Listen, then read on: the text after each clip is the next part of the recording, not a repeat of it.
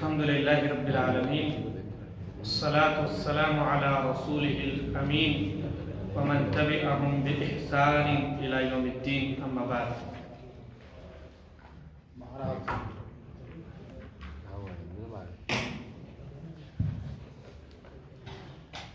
کتاب التوحید کا یہ درس کتاب التوحید کے تیسرے باب پر مشتمل ہے۔ اس باب کا عنوان ہے اس بات کا باب کہ حقیقی موحد بلا حساب جنت میں جائے گا، صفحہ نمبر 30، پیج نمبر 30، تیسرا باب۔ اس باب کا عنوان ہے اس بات کا باب بیان کہ حقیقی موحد، سچا موحد جس نے توحید کے سارے تقاضوں کو پورا کیا ہوگا، وہ شخص بلا حساب جنت میں جائے گا۔ آپ غور کریں توحید کے تعلق سے ہمیں پڑھنا کیوں ضروری ہے۔ ابھی کچھ دنوں پہلے میرے پاس ایک تصویر آئی جو اسی علاقے کی ہے، اس میں بھومی پوجن کیا جا رہا، زمین کی پوجا کی جا رہی ہے، اور وہاں پر کھڑے افراد بعض مسلمان بھی ہیں، ہمارے جاننے والے بھی ہیں۔ تو توحید کس قدر واجب ہے ہم پر، توحید کی عظمت کیا ہے، توحید کے ثمرات و فوائد کیا ہیں، اور توحید نہ ہونے یا اس میں نقص و کمی ہونے کی وجہ سے کیا نقصانات ہو سکتے ہیں، اس بات کی لا علمی شعوری یا غیر شعوری طور پر ہم ایسی چیزوں میں پڑ جاتے ہیں جو کہ کھلا ہوا شرک ہے۔ زمین کی پوجا کھلا ہوا شرک، اس میں شرکت کرنا بہت بڑا گناہ۔ تو ایسی تصویریں بھی آتی ہیں کہ مسلمان ایسی چیزوں میں شرکت کر رہے ہوتے ہیں، اور اس کی وجہ یہی ہوتی ہے کہ توحید سے حقیقی طور پر وہ واقف نہیں ہوتے ہیں۔ اس لیے توحید کا علم بے حد ضروری ہے۔ مسلمان کا اول و آخر توحید ہے، اگر توحید نہ ہو تو پھر اس کا اسلام و ایمان کسی کام کا نہیں رہے گا۔ لہذا اس باب میں یہ بیان کر رہے ہیں کہ ایک سچا موحد بغیر حساب و کتاب کے جنت میں جائے گا۔ کہتے ہیں اس باب کو اس لیے قائم کیا ہے کہ ہم حقیقی موحد بن جائیں۔ جب ہمیں اس بات کا علم ہوگا کہ ایک حقیقی موحد بلا حساب جنت میں جائے گا، تو انسان کے اندر شوق اور جذبہ پیدا ہوتا ہے کہ وہ بھی سچا موحد بن جائے، حقیقی موحد بن جائے، اور یہ چیز ہمارے اوپر واجب ہے، اور اس کی طرف ہم راغب ہوں، اس لیے اس باب کو قائم کیا۔ تحقیق توحید کا مطلب یہ ہے، کیا مطلب ہوتا ہے اس کا؟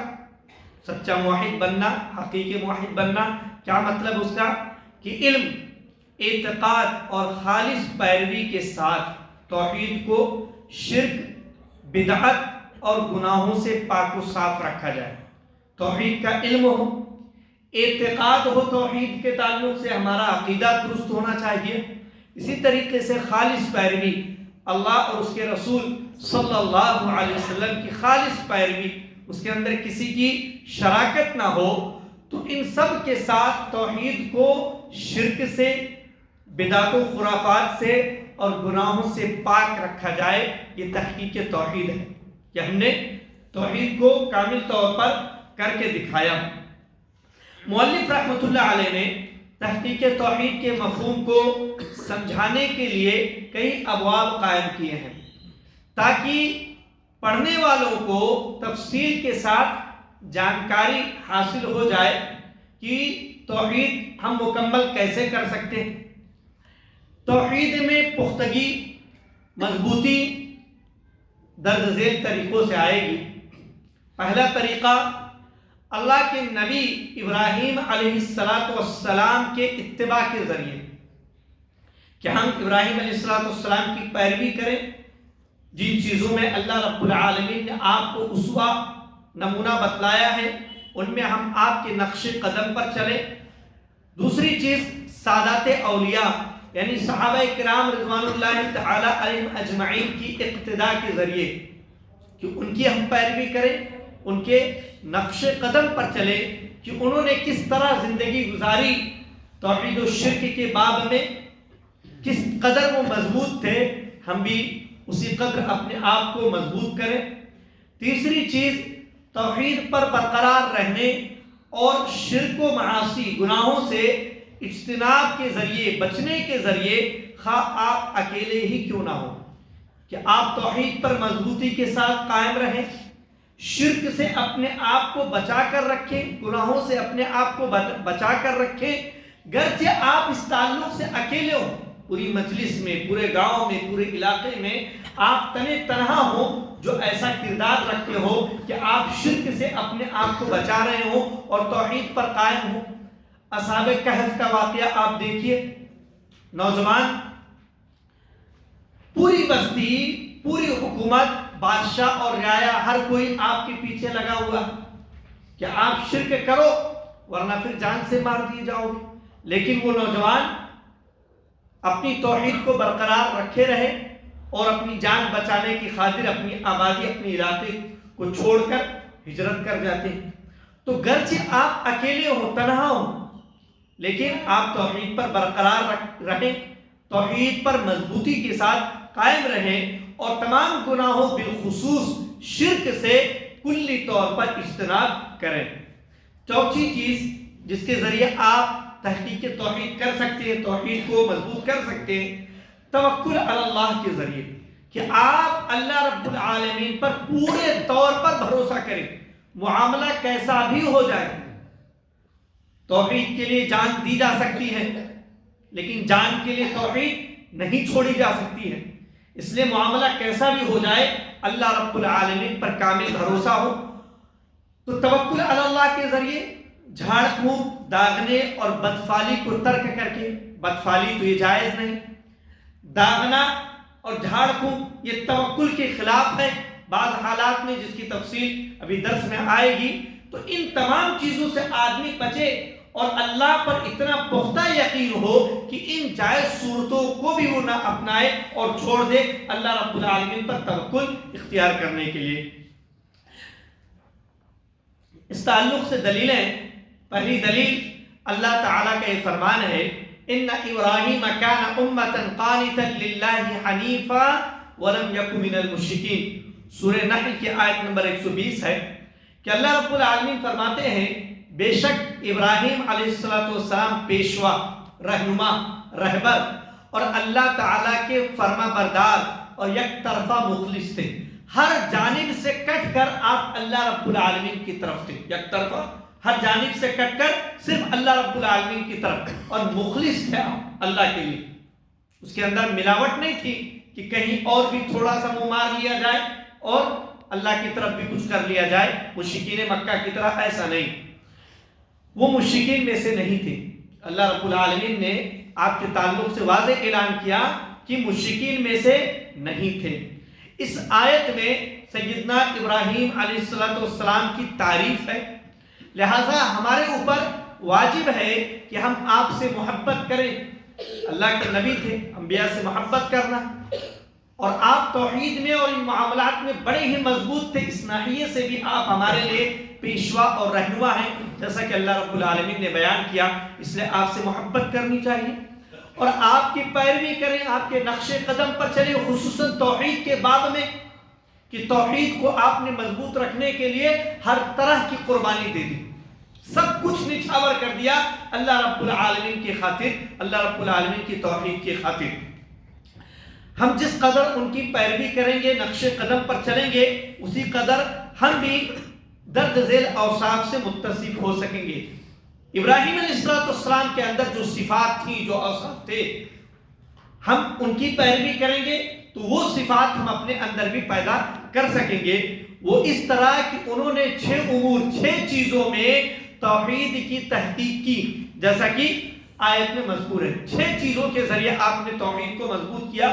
توحید کو ثابت کیا۔ پہلی چیز آپ نے، اللہ رب العالمین نے ابراہیم علیہ السلام کے تعلق سے فرمایا امہ، کہ آپ امت تھے، ایسے امام، امت یعنی پیشوا، رہنما، ایسے امام تھے، امام پیشوا رہنما، کہ جن کی پیروی اعمال، جو کچھ بھی کرتے تھے آپ، ان میں پیروی کی جا سکتی ہے۔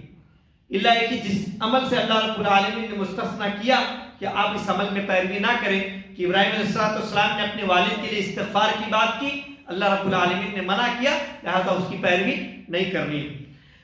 تو جن کی پیروی اعمال، افعال اور جہاد میں کی جاتی ہیں، تمام چیزیں، آپ کس قدر مجاہد تھے،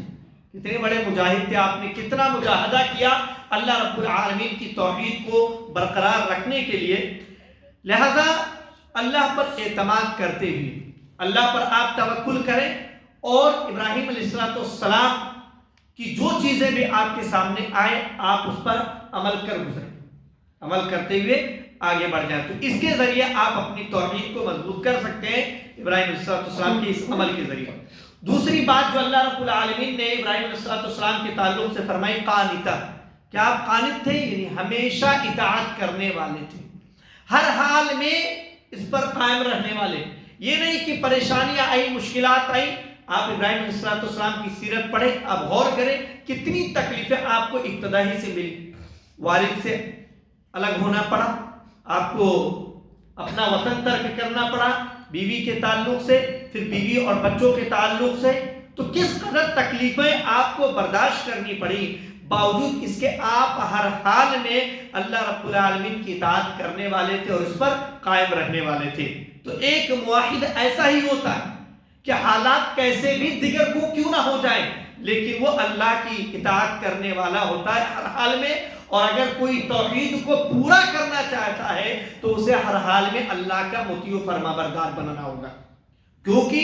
توحید میں نقص و کمی کا ایک بڑا سبب گناہوں کو انجام دینا بھی ہے، گناہوں کو انجام دینا بھی ہے، صرف شرک نہیں اور دیگر گناہ بھی اگر انسان انجام دیتا ہے گویا اس کی توحید میں کمی ہے، نقص ہے، اس وجہ سے وہ پورے طور پر توحید پر قائم نہیں رہ پا رہا۔ یعنی آپ دائمی اطاعت گزار تھے، ہمیشہ فرما برداری کرتے تھے۔ تیسری بات جو اللہ نے کہی، للہ،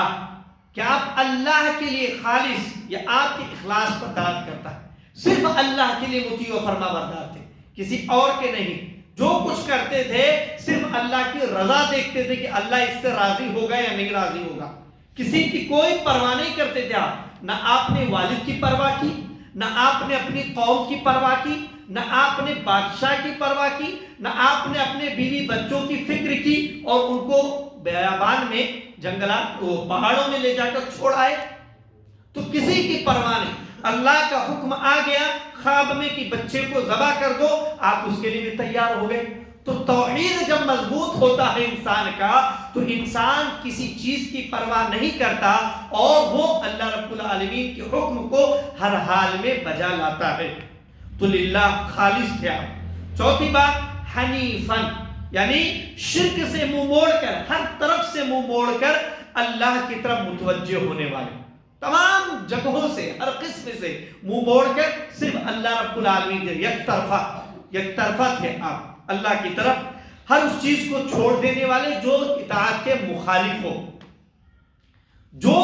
عمل بھی اور ایسی کوئی بھی چیز جو اللہ کی اطاعت کے مخالف نظر آتی آپ اس کو چھوڑ کر اللہ والی راہ اپنانے والے تھے۔ وَأَنَّ هَذَا الصِّرَاطِ مُسْتَقِيمًا فَاتَّبِعُوهُ، یہ میرا سیدھا راستہ، اس کی پیروی کرو۔ دوسرے راہوں پر وَلَا تَتَّبِعُوا السُّبُلَ فَتَفَرَّقَ بِكُمْ عَنْ سَبِيلِهِ، دوسری راہوں پر نہ چلو ورنہ وہ راہیں تمہیں اللہ کی راہ سے بھٹکا دیں گی، اللہ کی راہ سے ہٹا دیں گی۔ تو اللہ کے ایک راستے پر چلنا، اسی پر چلنا، یہ توحید کو ثابت کرنا ہے۔ پانچویں بات جو اللہ رب العالمین نے آپ کے تعلق سے کہی، وَلَمْ يَكُ مِنَ الْمُشْرِكِينَ، آپ مشرکوں میں سے نہیں تھے، شرک اور مشرکین سے براعت، آپ نے واضح طور پر براعت کا اظہار کیا کہ میں تم سے اور جن کی تم عبادت کرتے ہو ان سب سے بری ہوں، ان سے اور میرا کوئی تعلق نہیں۔ پوری قوم ان کی شرک میں غرق تھی، ان کے والد خود جو ہے بت بناتے تھے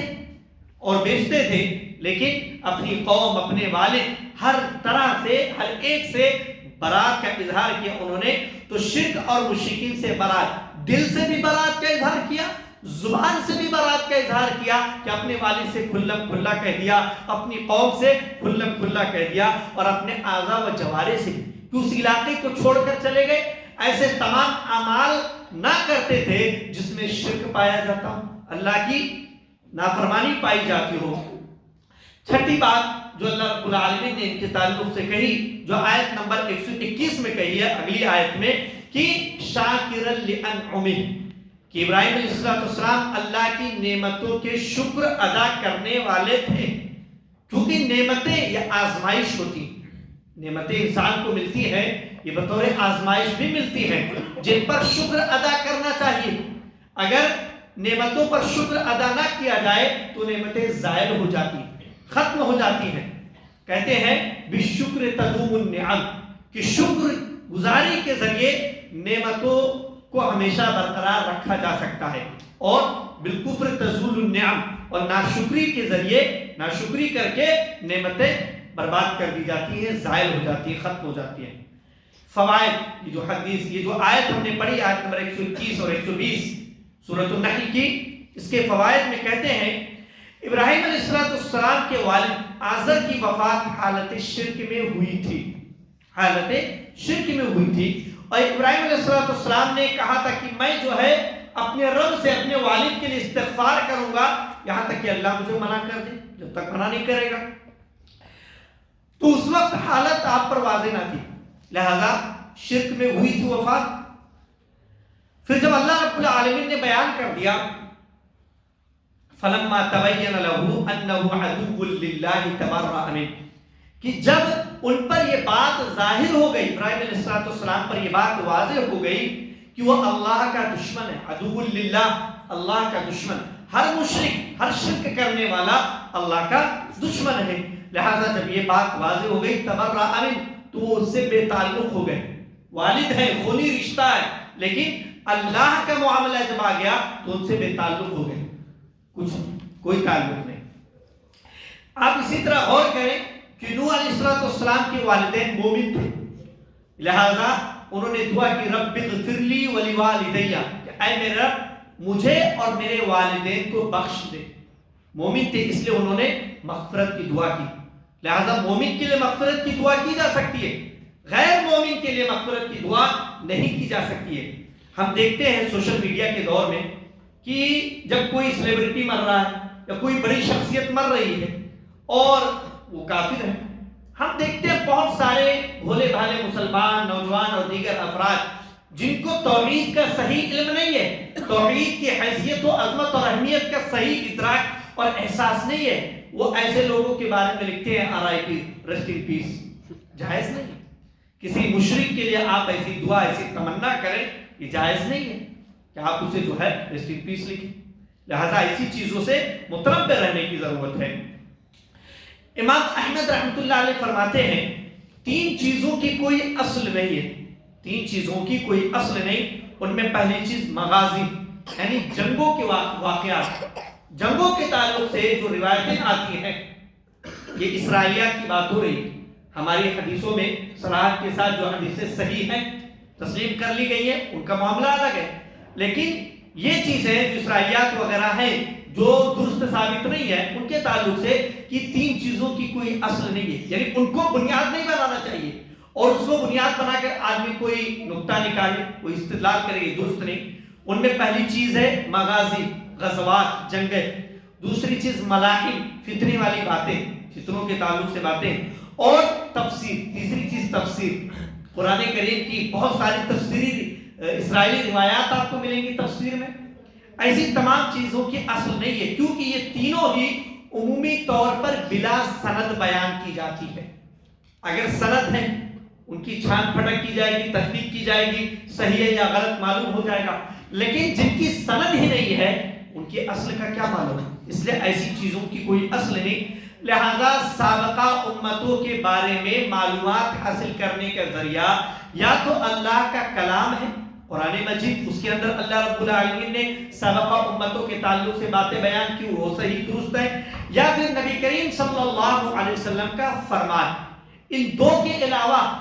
اور کسی اور راستے سے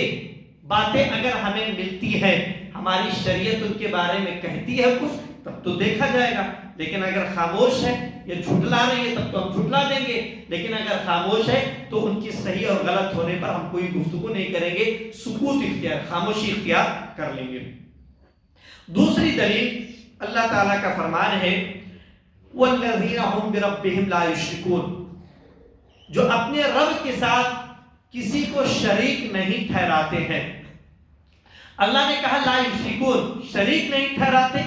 شرک یہاں اپنے عام معنی میں شرک کی جتنی صورتیں، شرک اکبر ہو، شرک اصغر ہو، اور جتنی صورتیں ان کی بنتی ہیں سب اس میں شامل و داخل ہیں، کیونکہ اللہ کے نیک بندے تحقیق توحید کے لیے شرک سے اجتناب کرتے ہیں۔ اللہ کے جو نیک بندے ہیں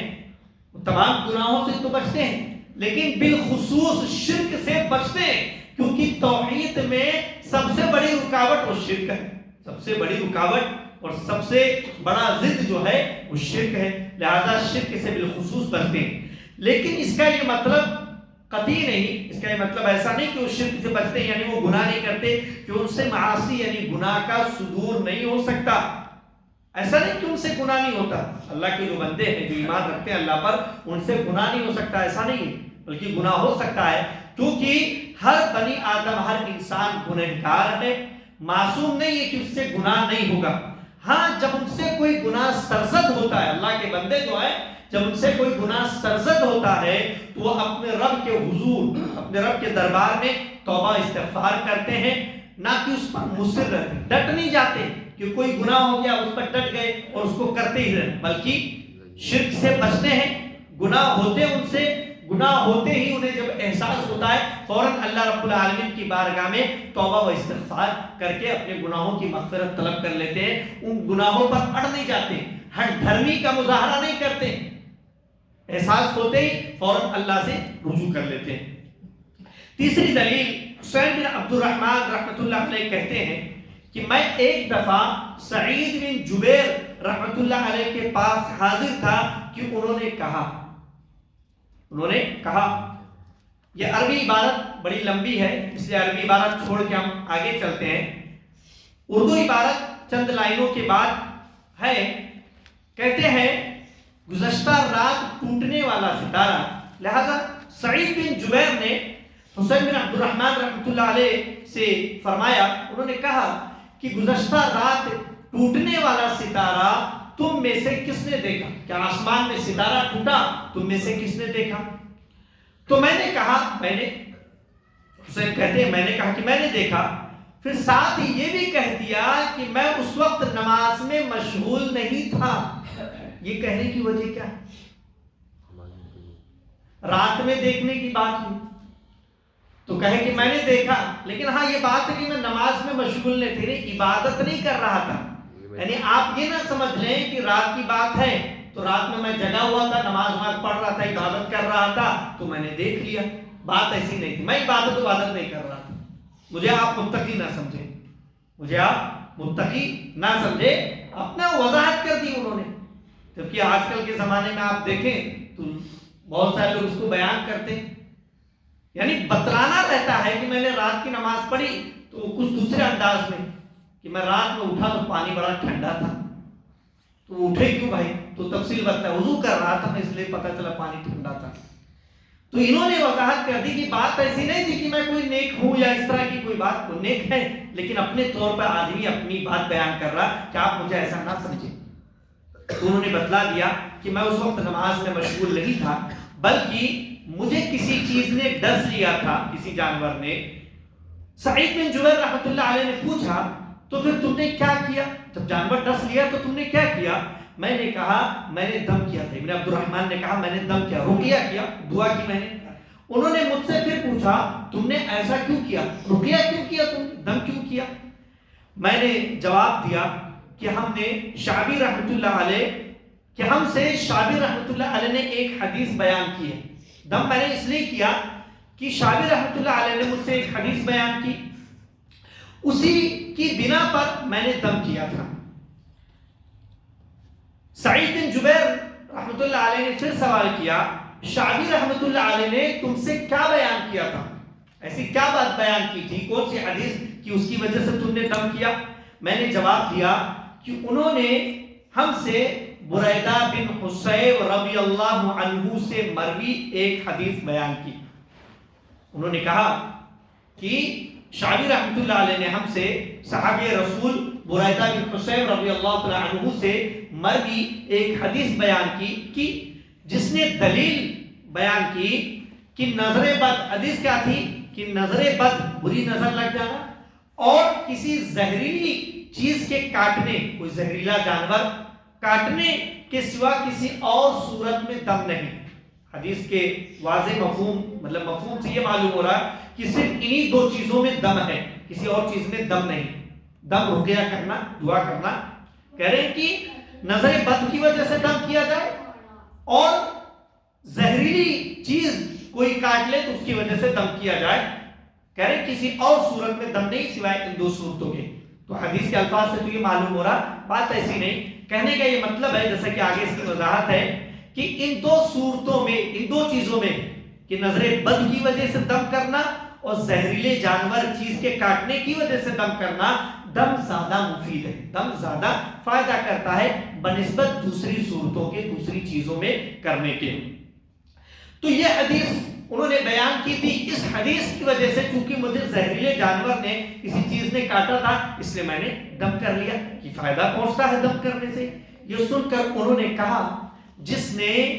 دلیل معلوم کر کے عمل کیا اس نے بہت ہی اچھا کیا. دلیل معلوم کر کے، یعنی آدمی کو کوئی عمل کرنا ہو تو پہلے دلیل معلوم کر لے. دلیل معلوم کر کے عمل کرنا آدمی کے نفس کو سکون ملتا ہے، آدمی مطمئن ہو جاتا ہے کہ ہاں بھائی یہ واضح، یہ حلال ہے، یہ حرام ہے، ایسا کرنا ایسا نہیں کرنا ہے، واضح بات آ جاتی ہے. تو دلیل معلوم کر کے جس نے کیا اس نے بہت ہی اچھا کیا. البتہ ہمیں ابن عباس رضی اللہ عنہما نے نبی کریم صلی اللہ علیہ وسلم کی حدیث سنائی. یہ بات کون کہہ رہے ہیں؟ یہ بات کہہ رہے ہیں سعید بن جبیر رحمۃ اللہ علیہ ابن عبد الرحمن سے کہ آپ نے تو یہ بات کہی امام شافعی کے حوالے سے کہ انہوں نے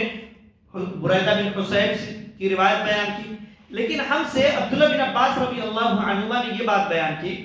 کیا بیان کی انہوں نے؟ کہ میرے سامنے، کہ اللہ کے رسول کی حدیث بیان کی کہ اللہ کے رسول صلی اللہ علیہ وسلم نے فرمایا میرے سامنے بہت سی امتیں پیش کی گئی، محشر کے میدان میں بہت سی امتیں پیش کی گئی. میں نے دیکھا کہ کسی نبی کے ساتھ تو بہت بڑی جماعت ہے، ایک نبی آ رہے ہیں اور ان کے ساتھ بہت بڑی جماعت ہے، اور کسی کے ساتھ تو ایک مختصر سی جماعت ہے، کم لوگ ہیں، تھوڑے لوگ ہیں. اور میں نے ایک نبی ایسا بھی دیکھا جس کے ساتھ کوئی ایک بھی امتی نہیں تھا. نبی آیا، اس نے دعوت و تبلیغ کی، لیکن کوئی ایک بندہ بھی اس پر ایمان نہیں لایا. ایسا بھی تھا.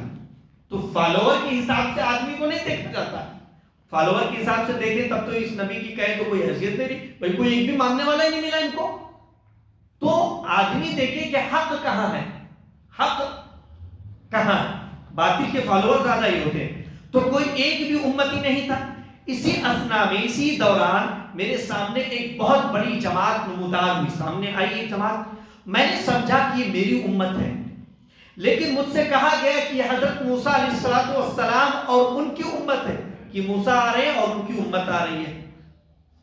پھر میں نے ایک اور بہت بڑی جماعت دیکھی، مجھے بتایا گیا کہ یہ آپ کی امت ہے، سب سے بڑی جماعت بتایا گیا کہ یہ آپ کی امت ہے، اور ان میں 70,000 افراد ایسے ہیں جو بغیر حساب اور بغیر عذاب کے جنت میں داخل ہوں گے.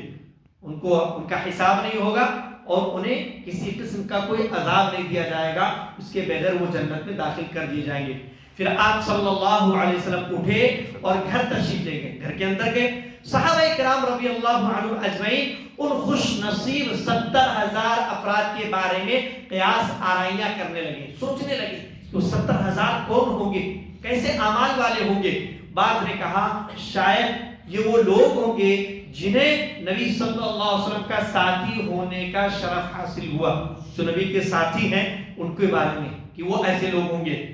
تو کچھ لوگوں نے کہا شاید یہ وہ لوگ ہوں گے جو عہد اسلام میں پیدا ہوئی، زمانہ اسلام میں پیدا ہوئی. یعنی ایسا نہیں رہا کہ پہلے وہ کافر تھے پھر اسلام لائے، بلکہ مسلمان ہی پیدا ہوئے، ایسے لوگ ہوں گے. اور انہوں نے اللہ کے ساتھ کسی کو شریک نہیں ٹھہرایا، کبھی شرک نہیں کیا ہوگا.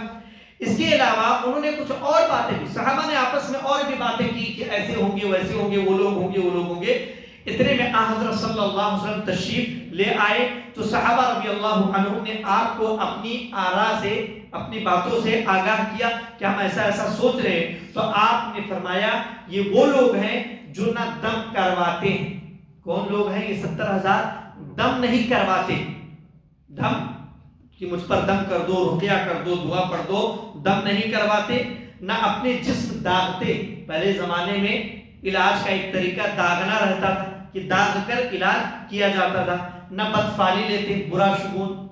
بدشگونی لینا یہ بھی نہیں کرتے۔ تو یہ 3 صفات بیان کی گئی، اور وہ صرف اپنے رب پر بھروسہ کرتے ہیں۔ چوتھی صفت، صرف اللہ پر توکل کرتے ہیں اور کسی پر نہیں۔ یہ سن کر عکاشہ بن محصن رضی اللہ عنہ کھڑے ہوئے اور عرض کیا، اے اللہ کے رسول صلی اللہ علیہ وسلم، یہ دعا فرما دے کہ اللہ تعالیٰ مجھے ان لوگوں میں شامل فرما دے، کہ ان 70,000 لوگوں میں مجھے بھی شامل کر دے، یہ دعا کر دے۔ تو اللہ کے رسول اکرم صلی اللہ علیہ وسلم نے فرمایا تم ان میں سے ہو، ان 70,000 میں سے ہو تم۔ اس کے بعد ایک دوسرا شخص کھڑا ہوا اور عرض کی، اے اللہ کے رسول میرے لیے بھی دعا فرما دے کہ میں بھی ان 70,000 لوگوں میں ہو جاؤں،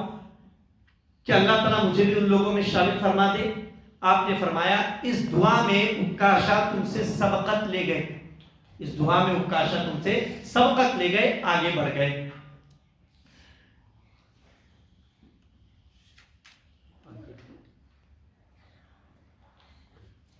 اگلے صفحے پر حدیث کے جو الفاظ آئے ہوئے ہیں، اس حدیث کے بعض الفاظ کے معانی بیان کیے گئے جن کی ہمیں ضرورت نہیں ہے، اور بعض مفید چیزیں بھی ہیں جن کو ہم پڑھتے ہیں۔ پہلی لائن چھوڑ کے دوسری لائن آپ دیکھیں، فما حملک علی ذالک، تمہیں کس چیز نے اس بات پر ابھارا؟ یعنی انہوں نے زہریلی چیز کاٹی تو انہوں نے دم کیا، تو ان سے پوچھا کس چیز نے تمہیں اس بات پر ابھارا، کیوں دم کیا تم نے جو ہے؟ تو اس میں ادب کے دائرے میں رہتے ہوئے حجت یا دلیل طلب کرنے کا جواز ملتا ہے۔ آدمی اپنے والد سے، بڑے سے، کسی اور سے پوچھے تم نے ایسا کیوں کیا، کیا وجہ تھی، تو ادب کے دائرے میں رہتے ہوئے آدمی پوچھ سکتا ہے دلیل، اس کی دلیل کیا ہے۔ ورنہ بہت سارے لوگ کہتے ہیں حضرت جی نے فرما دیا، بات ختم، اب پوچھنے کی ضرورت نہیں ہے۔ بات ایسی نہیں، یہاں دیکھیے صحابی ہیں، تابعی ہیں، ایسے افراد ہیں اور وہ پوچھ رہے ہیں دلیل، تو ادب کے دائرے میں رہتے ہوئے دلیل پوچھنے کا جواز ہے۔ اگلی لائن، لا رقیۃ الا من عین او حما، یعنی کوئی بھی جھاڑ پھونک بشرطے کی شرعی ہو، شرعی طریقے، اصول و ضابطے سے ہو، اتنی مؤثر نہیں جتنی وہ نظر بد اور زہریلے جانور کے زہر اتارنے میں کارگر ہے۔ وہاں لفظ سے یہ معلوم ہو رہا تھا کہ جھاڑ پھونک، رقیہ جو ہے صرف انہی 2 چیزوں میں ہے، بات ایسی نہیں، مطلب کارگر یعنی مفید، کام آنے والی ان دونوں میں زیادہ ہے۔ جھاڑ پھونک جو ہے ان 2 چیزوں میں، نظر بد میں اور کوئی زہریلی چیز کاٹ لے اس میں دم کرنا، رقیہ کرنا، یہ زیادہ مفید ہے بنسبت دوسری چیزوں کے۔ ہاں یہ یاد رہے کہ اس کے علاوہ چیزوں میں بھی شرعی جھاڑ پھونک، رقیہ کرنا جائز ہے۔ اس کے بعد 2 لائنیں چھوڑ کے لا یسترقون،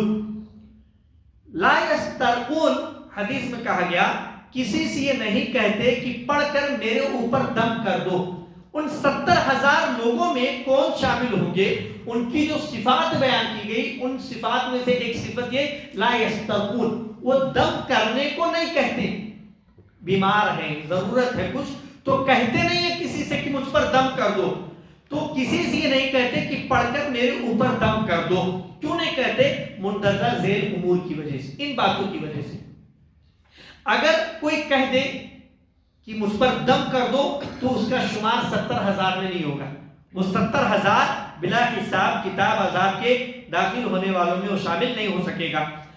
پہلی بات اللہ تعالیٰ کے اوپر مضبوط اعتماد کی وجہ سے، کہ وہ کسی اور سے نہیں کہتے کہ مجھ پر دم کر دو، خود ہی دعا کرتے ہیں جو کرتے ہیں، علاج کرتے ہیں، اللہ پر پکا یقین ہے کہ اللہ رب العالمین ہی شفا دے گا، اس لیے کسی اور سے نہیں کہتے۔ دوسری بات، غیر اللہ کے علاوہ کسی اور کے سامنے اپنی عزت نفس کی حفاظت کی خاطر، کہ میں اللہ کے علاوہ کسی اور سے کیوں کہوں، میں اللہ کے علاوہ کسی اور سے کیوں کہوں، میں اپنی عزت نفس کو بچا کے رکھوں، اللہ کے علاوہ میں کسی اور کے سامنے نہیں جھکوں گا، کسی اور سے نہیں کہوں گا۔ تیسری بات، اور اس لیے کہ قلب کا تعلق، دل کا تعلق غیر اللہ سے قائم نہ ہو جائے۔ آدمی نے کسی کو کہا مجھ پر دعا کر دو، انہوں نے دعا کر دی اور شفا مل گئی۔ شفا کیسے ملی وہ اللہ بہتر جانتا ہے، لیکن آدمی کو یہ احساس ہوا ممکن ہے ان کی دعا کی وجہ سے اللہ نے شفا دی، لیکن دل میں خیال آ جاتا ہے کہ بندہ بڑا مستجاب الدعوات ہے، اس کی دعائیں قبول ہوتی، لہذا اب اس سے دعائیں کرواتے رہو۔ تو اللہ کو چھوڑ کر ایک طرح سے بندے کا دل کسی اور سے لگ گیا، اس سے بچنے کے لیے کہتے ہیں اگلی لائن میں لا یرقون، وہ دم نہیں کرتے، لا یرقون دم نہیں کرتے۔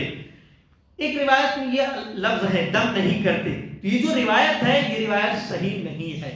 خود سے دم کر لیتے اپنے اوپر، کہنا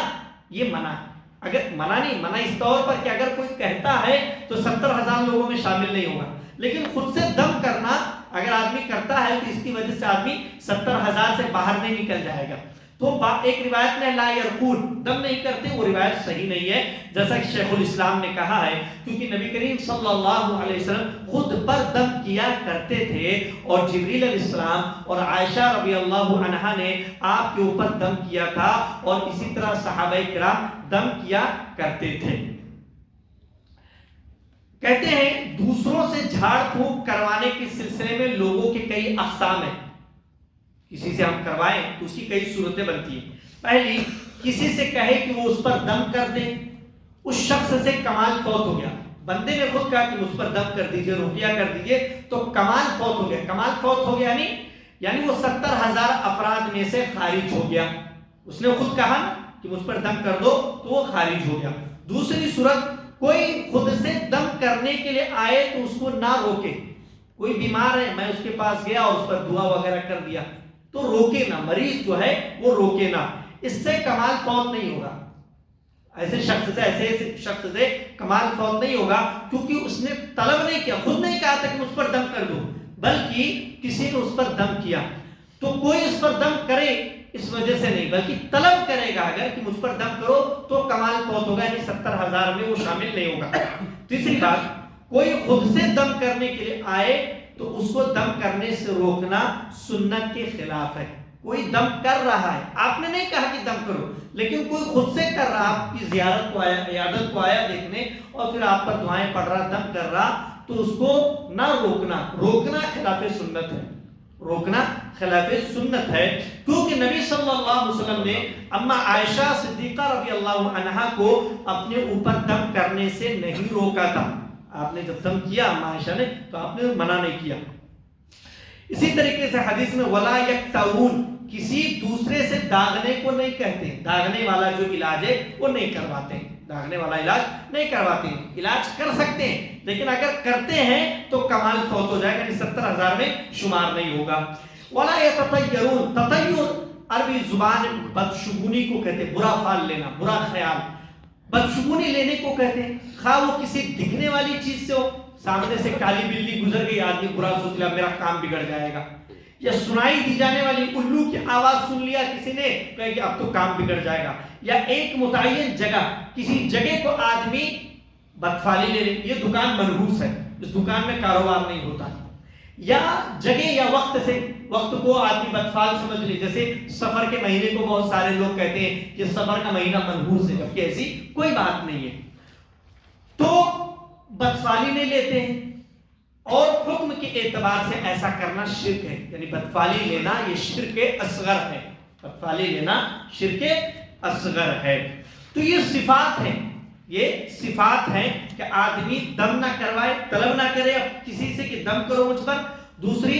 یہ داغنے والا علاج نہ کروائے، اور تیسری چیز بدفالی نہ لے، چوتھی چیز کہ صرف اللہ پر بھروسہ رکھے۔ یہ تمام چیزیں جو بیان کی گئی یہ توحید میں کمی کی وجہ سے ہوتی،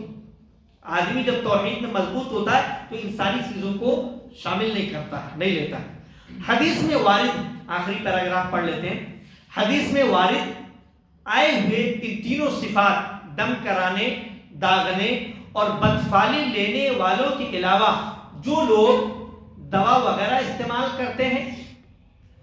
اس طریقے سے علاج نہیں کر رہے ہیں، دوا لے رہے ہیں اپنا، اس حدیث کے مفہوم بلا حساب و کتاب جنت میں داخل ہونے والی فضیلت میں شامل ہے۔ ذہن میں سوال آ سکتا ہے کہ بھائی اس طریقے سے علاج کر رہے ہیں، یہ دم کروا رہے ہیں، بول رہے ہیں دم کر دو، یا داغ کر اپنا علاج کر رہے ہیں، تو 70,000 میں شامل نہیں ہے. تو اگر کوئی دوا لے رہا تو وہ 70,000 میں شامل ہوگا کہ نہیں ہوگا؟ تو اگر کوئی دوا وغیرہ سے علاج کر رہا تو وہ اس فضیلت میں شامل ہے، کیونکہ حدیث میں علاج کرنے کا حکم دیا گیا ہے، اور بعض دواؤں کی تعریف کی گئی ہے جیسے شہد اور کلونجی وغیرہ کی. لہذا اگر کوئی دوا وغیرہ کراتا ہے تو 70,000 میں اس کا شامل نہ ہونا یہ چیز مطلب ایسا نہیں کہ شامل نہیں ہوگا، ممکن ہے کہ وہ شامل ہو جائے. اسی پر اکتفا کرتے ہیں. اللہ رب العالمین سے دعا ہو کہ ہم تمام لوگوں کو کتاب و سنت کے مطابق زندگی گزارنے کی توفیق عطا فرمائے. آمین. تقبل یا رب العالمین. وآخر دعوانا الحمد للہ رب العالمین.